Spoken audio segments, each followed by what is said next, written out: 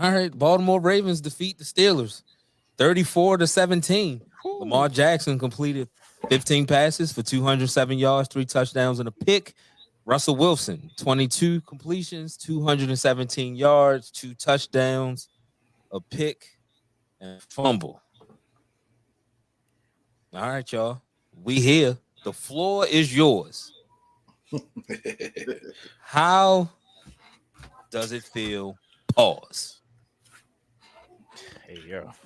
Right. I mean, we listen. You're excited to get, I guess, the semi-monkey back because at the end of the day, it don't mean anything yet. They still in first place. You still mad to see them again in the playoffs, but it's good. It feels good. It's definitely a exciting win. Nick said it. Nick said that, Moncton said it, and then I said it as one of my main keys, just the turnover battle. And that was directly pretty much the result of the game. Those 2 turnovers, Russ 2 turnovers, pretty much changed the game. But other than that, it was a close game. You don't want the skeptics and the opposite. I mean, the excitement to take away from that was pretty much other than them 2 big plays. It was pretty much an evenly played game. So Ravens still got stuff. Can they put up? Even though the Steelers did for the first time in a long time, they just didn't take advantage of the Ravens putting the ball on the ground because the Ravens put the ball on the ground a lot. And the Ravens were able to recover their own mistakes. So clean that up. Very excited to see that you for 10 yards. That's very exciting. That's a good trend. Hopefully that continues in the right way.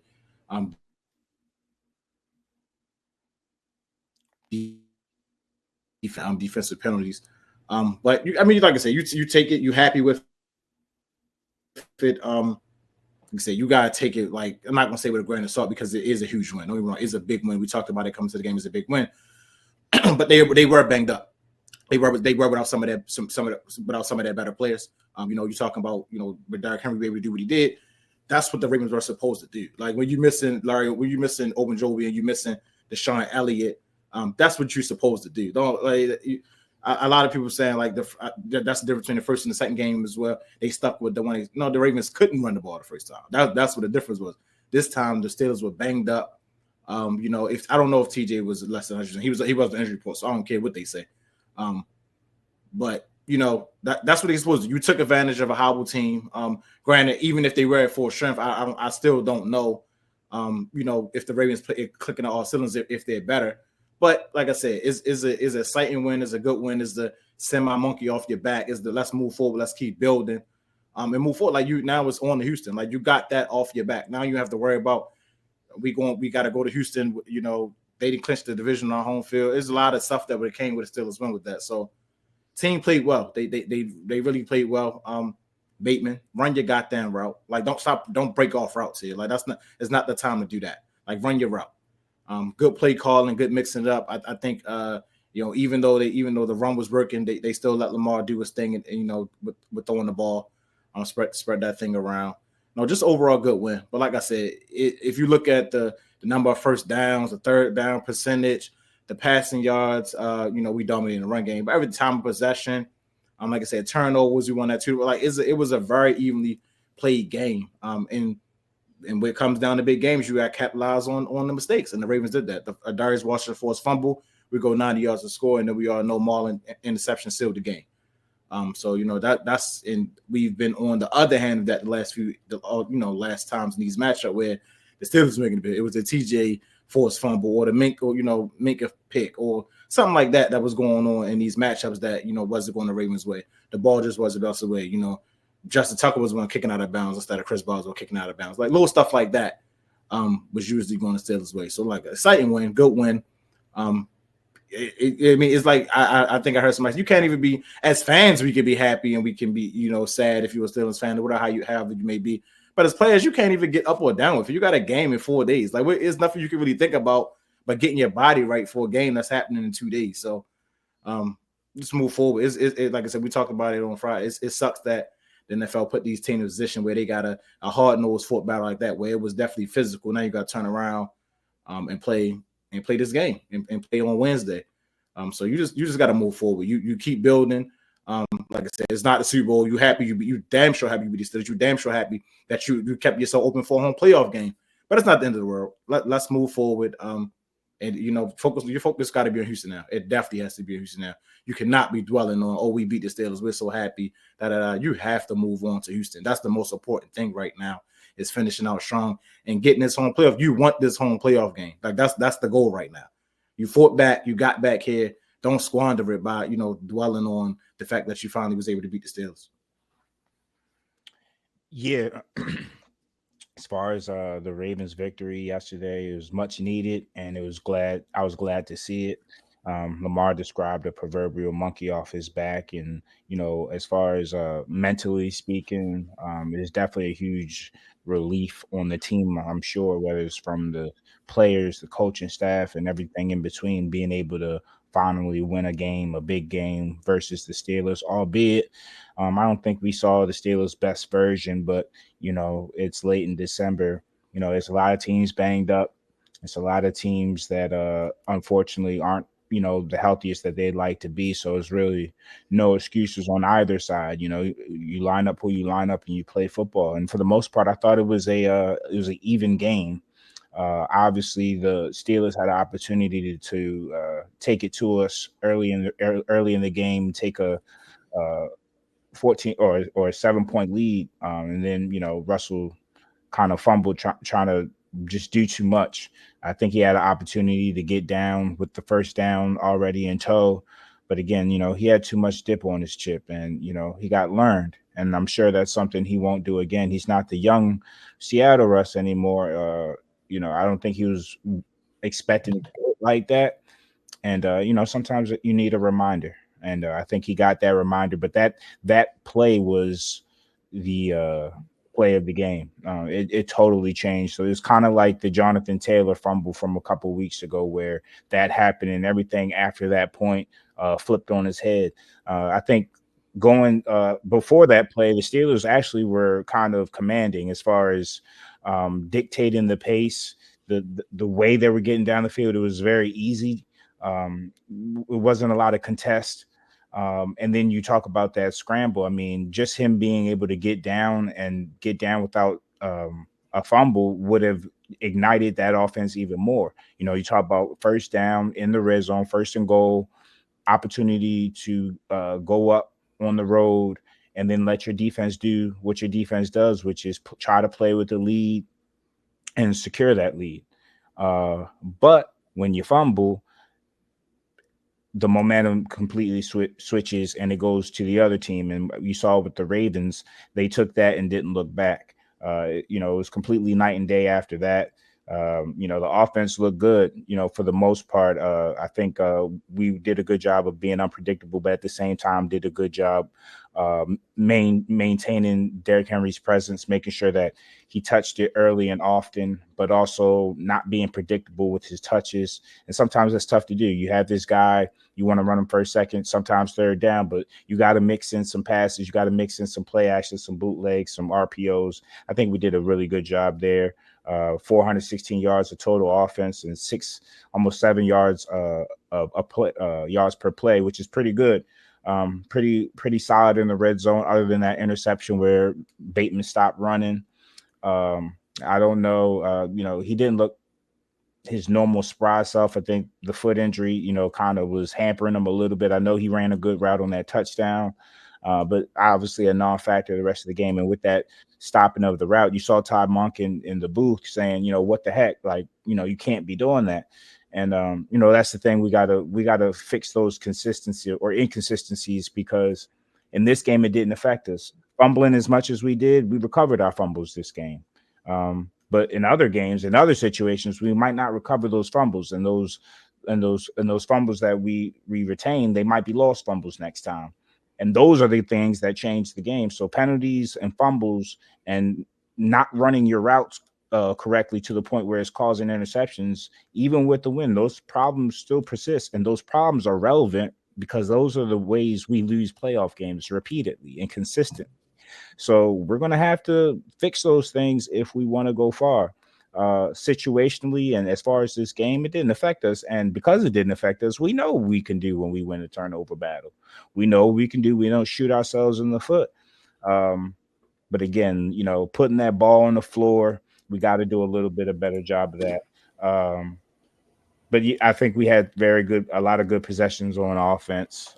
Zay Flowers, he backed up his Steelers ain't shit comments. Was able to put a personal best performance against the Steelers. Still has some issues with focus, had a couple drops, but he made more plays than he made mistakes. And that's always what I want to see. And that's what I've come to expect from 1KZ, as they call him. He's, we see that he has a 1,000-yard season on his jacket in his second year. Salute to him.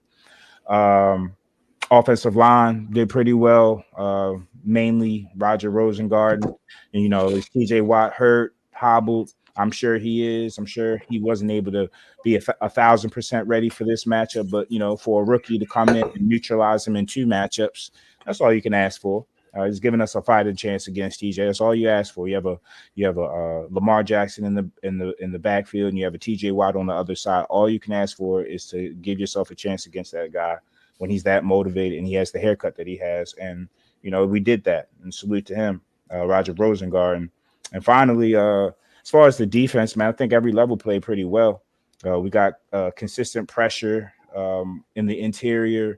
The linebacker play, I know Malik Harrison got mossed in the end zone, but I think he was pretty solid. Roquan was pretty solid all over the place. Chris Board was decent in pass coverage. Kyle Van Noy setting career highs at his big age. Salute to him.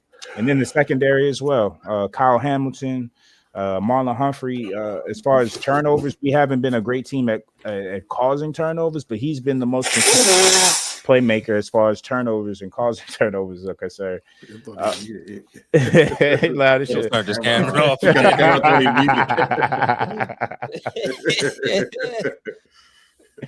But still, that Ravens win brought you to tears, yo. You all right? It had me feeling like that. We know what had you feeling like that. Yeah, we know what had you feeling like that.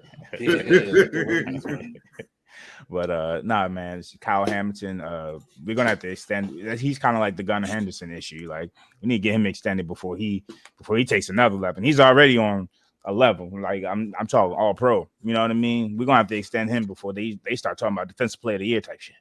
So yeah, man. Shout out to the Ravens. But again, you give yourself an opportunity now with Kansas City playing the Steelers with the chance to give the Steelers a loss, which would change the dynamics of the division race in our favor. But you still have to handle business against the Texans on Wednesday.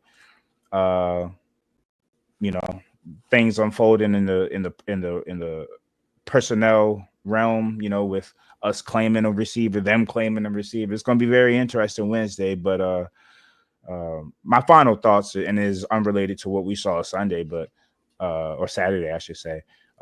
And we talked about this already, but I'm not ready to watch football on a Wednesday after watching football tonight on Monday. Like, y'all gotta relax with some of this. Let these players. I get it. Like, if it falls on a Thursday, Friday, Saturday, even, I get it. But you know what I mean? Forcing the game and putting our players at risk. Right? Like, there's no recovery time right now. And now I'm not even as excited of the game because I just want to get out healthy. I don't want anybody tearing anything and ruining our chances in a few weeks. It's not that serious for me to, you know what I mean? I got basketball for my Christmas itch. Yeah. And tequila. Will I be awake by the time these games come on? We will see. You can't go wrong with that. I'll start with the defense. Kyle Van Noy had a great evening, had 1.5 sacks, 5 tackles, 3 pressures, recovered the fumble on Darius Washington hit on Russell Wilson. So all in all, had a good game. Shout out to Marlon Humphrey too, his first pick 6 in his career. Couldn't pick a better moment, better time. He's kind of really taking on that leadership role, it seems like, especially in regards to like a rivalry and maintaining that it is hate for the Steelers. So to see that and to see him perform the way he's performed all year, he's had key turnovers at every point of the season this year. Like, he's been a big time player for us in spots where we've needed him.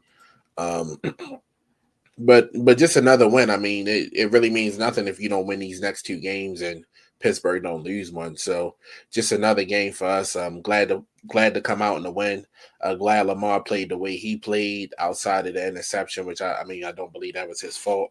But I mean, you saw the offense do what we've been asking them to do. They fed Henry. He was effective. You finally saw Lamar play the Steelers how he plays pretty much every other team in the NFL. And when he's hot like that, he's tough to stop. And I think they saw that. I mean, you forced the turnovers. I don't know what Russell Wilson was thinking on that last turnover. I don't even know why you targeted Michael Pruitt in that case. I'm sure Scholes probably has something to say about that. But just uncharacteristic from them, the mistakes. And normally it's us who's kind of kicking ourselves in the foot. And you kind of think that when Lamar throws the pick to Minka, that, oh, here we go again. But resilient, man. And just a good one for the Ravens. How was your feelings, Go? Watching what you had to all right, I guess it's my turn. I got a lot more to say than y'all do. Go ahead and drop my filthy curtain.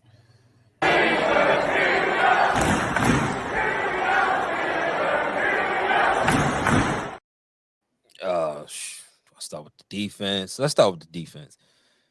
I came in here last episode and I said, hey, you have to tackle. The Ravens have guys that if you do not tackle, they will take it to the house. And it was very apparent early on that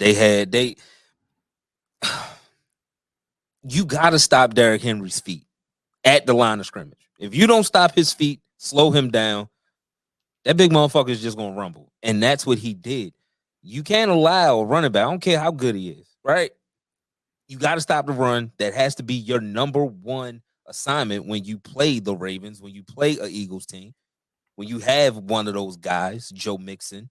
That has to be your number one, even with the injuries. Like Tomlin always speaks on next man up, next man up.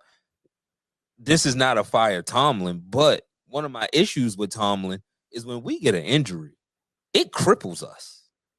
And I don't see that with other teams.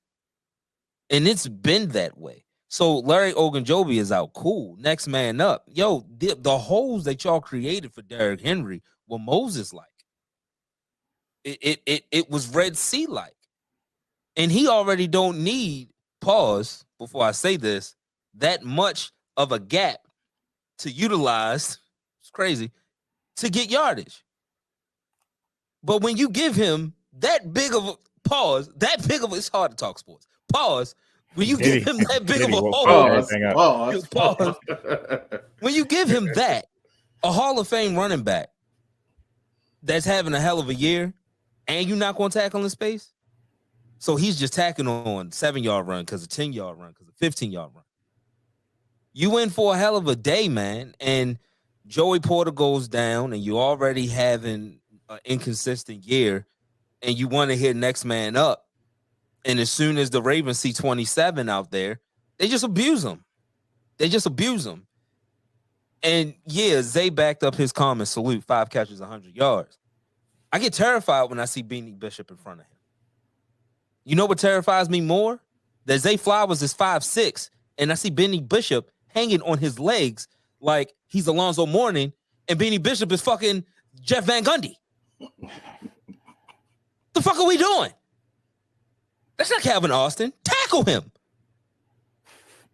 He's just you're getting dragged by a guy that's 5'6". He's just dragging you, and you're holding on for dear life. Do you know how bad that looks on a TV, prime time, Saturday night? You look horrible, my guy. Ryan Clark would never. That for sure.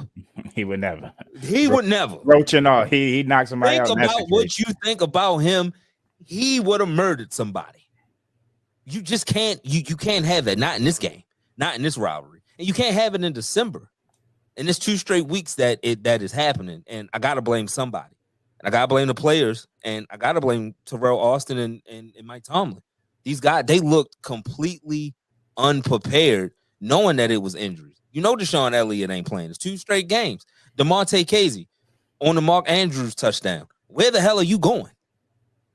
Because if I see 89, the Ravens all-time leading touchdown guy, I'm going to make sure my eyes are on him. So the fact that you ran completely to the opposite side of the field, what, to help out on Zay? So you just leave Mark Andrews wide open. What are we doing? The miscommunication has been talked about all year, especially on the road. Especially on the road, that can't happen. On the wheel route, on Isaiah Likely's touchdown, you see guys just looking like, yo, who got him? Who got him? Nobody. He was wide open and he walked in. Nobody. Shit like that can't happen. Not in December. Not when you try to make a playoff run. Injuries aside. I mean, everybody should know the defense. Everybody should know the zone. Everybody should know the responsibilities by now. It's December. It's December. It's inexcusable. It's inexcusable. Offense time. I said it was going to have to be an Arthur Smith game, and Arthur Smith, for all intents and purposes, he called a decent game. I don't know why. He loves it. He loves it. He loves it right now. And I just want to let everybody know, mid fourth quarter, I did text my guys, good game. I'm not a salty guy. Once that pick six happened, I said, ain't that about a bitch? And I said, yo, good game. I didn't run. There's nothing to run from, right? For offense. Arthur, for all intents and purposes, did call a decent game. He wasn't perfect, but he called a decent game. We were moving the ball. Like Keys mentioned, Nick mentioned, outside of those two turnovers that I'm going to talk about, the game was close. It was a typical Ravens-Steeler game outside of all of the yardage that the Ravens were getting. The fact that it was still 17-17 at one point, I was like, oh, okay, shit. Russ, you're not young. You're not spry. This isn't 10 years ago. You were in the kitchen too long trying to cook. Dog, I understand you're a competitor. Cool. And you want to score. Cool. You just ran for 30 yards. Get the fuck down. Get down. Slide. Get down. He saw Lamar over there. He got cute. Like, what are we doing? I don't know if Sierra was in the building. I don't know what the reasoning was outside of him just saying, oh, I wanted to score. You know what would have been a better chance to score? You going down and then getting in the huddle, and then we call a play. We call a play. Maybe 4 if you want to get aggressive. You call 4 plays to try to score. When that happened, in that situation, you wouldn't mind a field goal. Looking back at it. Yeah, that would have been 10-7. The thing is, and look, this isn't a Lamar thing. This is a Harbaugh thing. You want to take the lead against them to take Harbaugh out of his game. I done seen Lamar come back against the Colts, come back against the Bengals. This ain't I want Lamar to be behind. No. This is a John Harbaugh thing. So the chance to go up 10-7, 14-7, that would have meant everything. And let me rewind a little bit. The fact that we got that strip sack, the fact that Desmond King fumbled and y'all gained yardage on that, I said, man, something don't smell right. We usually get those. I said, something don't smell right. I don't like this. The strip sack, somebody scoops and scores. The punt, it went forward. You gained yards. And then you took a cover. Like, no, this is bad. And then the fumble was like, nah, something ain't right. Something ain't right. Cool. We still tied up. Like you said, Malik Harrison, he got mossed by Cordell Patterson. Congrats, right?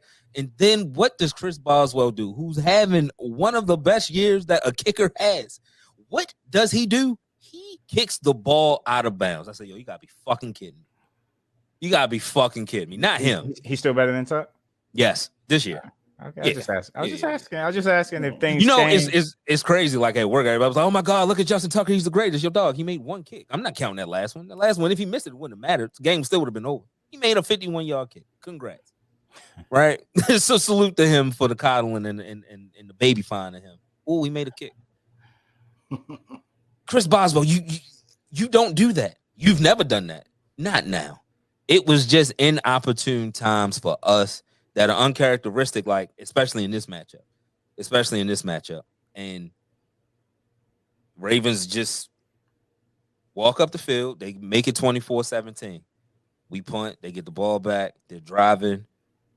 Bate has his miscommunication, right? And we finally get that Minka pick. And I'm thinking, this is what Jesus ordered. Yeah. This is what Jesus wanted. This is what Jesus wanted. Hell no. This is what Jesus wanted, right? Like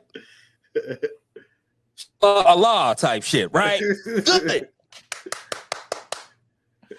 This Russ.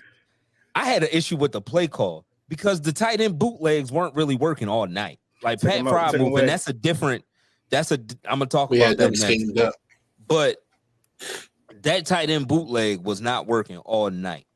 They usually do too. That's why. And it they works. kept going to it. They kept, And they kept not against the going Ravens. to It don't it. work against the Ravens because I think the Ravens just They got so athletic much. linebackers, so and we've run it so much. Like Zach Orr is a linebacker. He's not stupid. He's a linebacker, and he's getting better week by week. Salute to him. Y'all was Right. killing the Commanders with that play. Kill them. Yes, but It's you know who we were different in killing them division. with? But you know who we were killing them with? Yeah, Broderick. Darnell Washington is Yeah, 6'8", right, 300 pounds. Like nobody wants to tackle him in December in this cold. He hasn't had a target in 2 weeks. I'm gonna talk about that. So Mikel Pruitt runs it, and you could see it. I said, "Oh no, please, Russ." And the problem with that whole play was shit because Darnell Washington runs across her, and then Calvin Austin runs across her, and I'm pretty sure Russ looked for Calvin Austin, but you know who you can't see Calvin Austin behind? Darnell Washington. The spacing was horrible. He was standing right behind him. Calvin Austin's 5'6" You can't see him. So instead of throwing at Mikel Pruitt's feet, because Russ is probably a future Hall of Famer and a smart guy, thought he doesn't throw it outside, he throws it inside. And what do you know? Here comes Marlon Humphrey. Mine, and he takes it to the house. Once I saw that, I'm screaming throughout the house. I'm cussing. My kids are worried about me. And it's not, and it was over after that. Honest Cowboy, It was over after that. the Honest Cowboy did that. The Honest Cowboy been making a lot of plays against y'all's whole career, by the way, too. It's not his first one, not his first big. It's not his first one, but he's had a lot of plays made on his head top to win games. But it was his turn. It was his turn. And hey, so salute to him. Another big play, Sco, that kind of went under the radar. The fourth down play you guys had, where you guys threw it deep to Calvin Austin. I thought the read wasn't a bad read. I just wish He was late. If I was number one, he was late, but number two, if I was a Steelers fan, there was a little pocket or a little zone that Calvin could have sat in. It just better feel for one another. I feel like he didn't have to go as deep in his route. He could have sat in the open space. Yeah, he was open. First down. Yeah, he was open. He ran himself into coverage. Tyler Lockett and Russ make that play, right? They make that play with rapport. But it was moments where Calvin was open on that play. He just waited too late. And again, Calvin Austin, how tall is Kyle Hamilton? 6'2". And you throwing a 50-50 ball with a guy that's 5'6" to an all-pro safety who had the wherewithal not to catch it. Son of a bitch. Should have caught it. But that was good smarts not to catch it because now you're on the 2-yard line. And it would have been a punt. I would have been happy with that. That fourth down call, like, yo, call something at the sticks. I wasn't mad at the call. But why are you trying to gain everything back on this one play when you only needed 6 yards? Which leads me to Pat Fry move. All right, I get it. George not playing. So, of course, you want to focus your attention to probably the next threat on the offense, which will probably be him if you're a defensive coordinator. Cool. Defensive coordinator and the defense do their job. Arthur Smith, how about you do your job and get him open? It don't stop there. Okay, they schemed. All right, they planning for him. Cool. You don't think people playing for A.J. Brown every week? Jamar Chase every week? Trey McBride every week? I can just name guys who get game plan for every week. You just don't say, fuck it, the game planning for him, so let's just throw it to Mikel Pruitt. No. Scheme something up so he can get open. Do your fucking job. You just paid Pat. He's underutilized. Even with the good 3-game stretch he had, he's still underutilized. Use him. Mikel Pruitt. Honestly, I'm trying to think of a winning team that utilizes their tight end first and foremost. Now, it's been done, right? You got Brock Bowers and with the Vegas Raiders. You got Trey McBride, he's the number one option there. But it seems like when you go tight end centric as the primary option, it don't lead to what you Yeah. need it to lead to. Yeah, that's true. And I'm not asking for 18. And we've seen it with Mark Yeah, Andrews. y'all- We've seen it with y'all Mark had- Andrews. It's easy to stop, but it worked for 17 weeks. Now I'm just asking for I'm one with you. game. I'm You feel with what you. I'm saying? Like, You gotta- all right, you when gotta- 14 you gotta come scheme back, them open. yeah, when 14 come back, 88, you step to the back. I mean, but 14 not here. And Calvin Austin, salute to him. He making plays down the field. Use the middle of the field with Pat. So if you got to move him across the line, put him outside, get him on the corner, get him on Brandon Stevens. You got to get creative because if they just, we got Kyle Hamilton for him. We got Chris Boyd for him. And it's just, we're just going to take him out the game and we're going to let y'all do it. Y'all a little too basic to have the personnel you guys have. To have that. That's on both sides. Yeah, go ahead. On both sides of the ball is too basic. Definitely defense. Because Terrell Austin falls on, I got a bunch of talent. Let's just run 2 down linemen, 4 linebackers, and it's 2024. You can get exotic with some of the blitzes that you run. We ran run blitzes. They didn't work. It's no disguises. It's nothing at all. It's all base. And we talented and let the talent speak for itself. Sometimes you got to scheme some shit up. On offense, that was the issue that Art had in Atlanta, right? Like they had talent, but it's like, it's a little bland. In Tennessee, it worked because you got Derrick Henry, you got AJ Brown, right? So that's gonna work at high levels. But you got talent now, but you got to do your job and scheme better. Dirty stacks, something that looks a little unorthodox to get the defense say, "Oh shit, what the fuck is this? Never seen this before. What is this?" Get them to have miscommunication and make a play.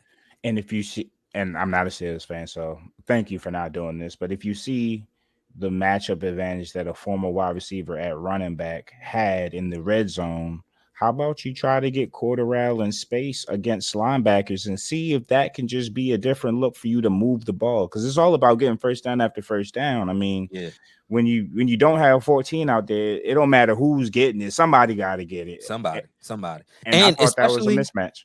Nick, that's what they did against Cincinnati. Now, granted, Cincinnati's defense is horrible, but they put Cordero on linebackers, and it worked. And maybe you use that to clear out space in the middle for fire move. Use his speed, move some of them linebackers and safeties out the damn way, and I don't know. It's just creativity, and Tomlin, you got to take some blame because I'm watching it on TV, and I've always known this. You have your hand in everything.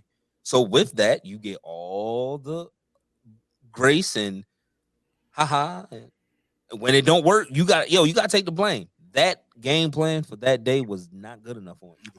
Hold on, Skull. Big picture. You guys have lost 2 straight. Yes. Got a big game Wednesday. Patty wants to give you guys a Christmas present. How you feeling? No, he a Grinch. He coming to take Christmas away. It's all perspective. So I'm gonna get to that. I'm gonna get them out of breakdown first because I'm a loser and our game is first, so I'll break that down. But just to wrap the Ravens game up, good win for y'all. Uncharacteristic for us. Got to get the tackling better. I don't know how you do that in 4 days. Miscommunication. We're home, so hopefully the communication is a little better. This is going to lead me to Wednesday, 1:00 on Netflix against the Chiefs. All right. I don't know, man. I don't know. Look, he said George might play. Deshaun practice. Dante Jackson practice. Larry Ogunjobi practice. So we can get a little healthy. Cool. But Joey Porter Jr., even with the inconsistent season, I still want him out there because I do not want Pat picking on James Pierre or Corey Trice.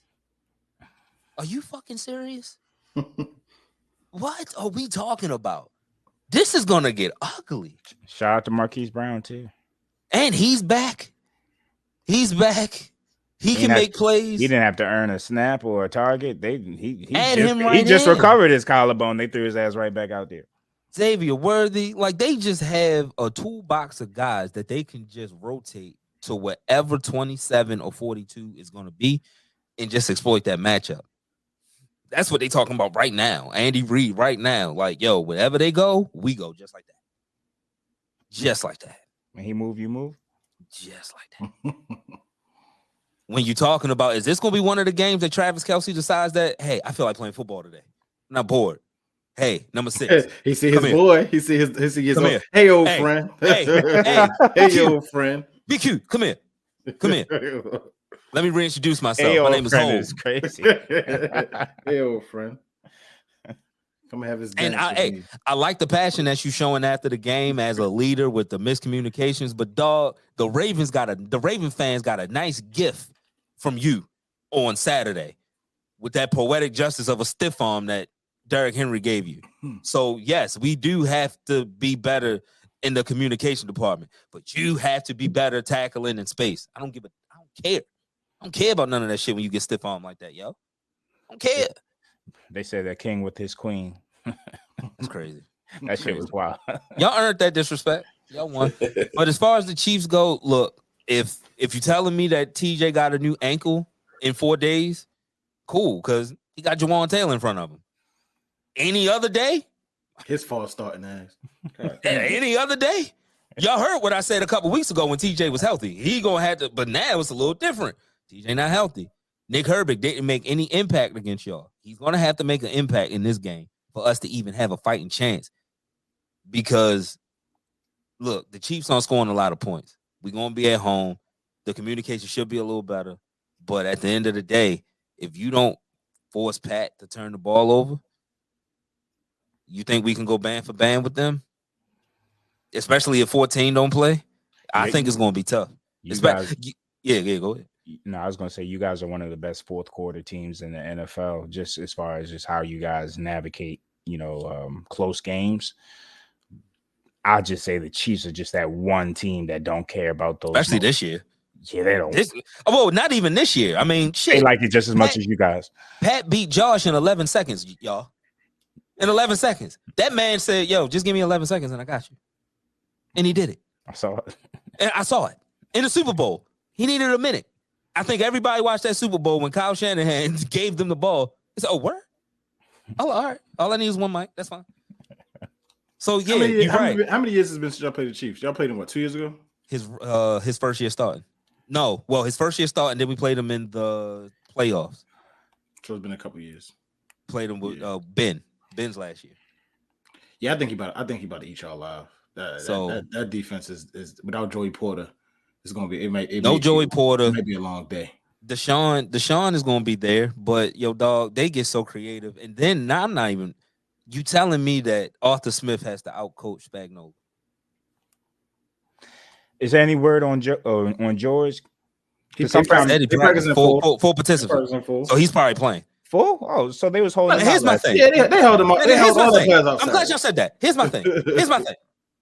And y'all knew what my scenario was. Here come the bullshit. Go ahead. No. It's no bullshit. If you can play Wednesday, okay, you can play. Why the fuck couldn't you play Saturday? All of them practicing full. Deshaun, all of them could have played Saturday. Deshaun practicing full. Larry practicing full. Saturday. You're not the answer. I feel you. You're not the answer. Now I'm thinking, yo, did you just say John is going to piss on his leg and we got enough? They hamstrings, man. They coming back from. It's going to take them a long time. You don't want to do 2 games in 4 days off no fresh new hamstring. If you win Saturday, Christmas don't matter. That's true. That's my thing. That's good time.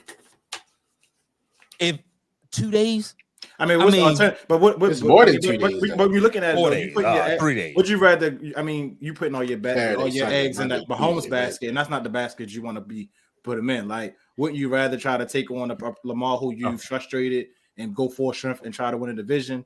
Then now we don't win the division. Now we got Pat Mahomes coming ahead. They undefeated. Like I agree with Keys and Skull as far as a division opponent is more familiar. So I would think your chances of winning would be greater with the division opponent. Barking up the Mahomes tree is just crazy. Y'all, but they only barked up that because they thought he wasn't gonna have an ankle. Yeah. That was their whole basis for that. And I still think that's losing. I saw him run a 15-yard touchdown this weekend. That motherfucker ankle. Did you see him with a bad ankle in the Super Bowl? He went out with an ankle in the Super Bowl, came back. My thing hurt your fan base last year. My thing about that is, regardless of it, should have never been no talk about the Christmas game.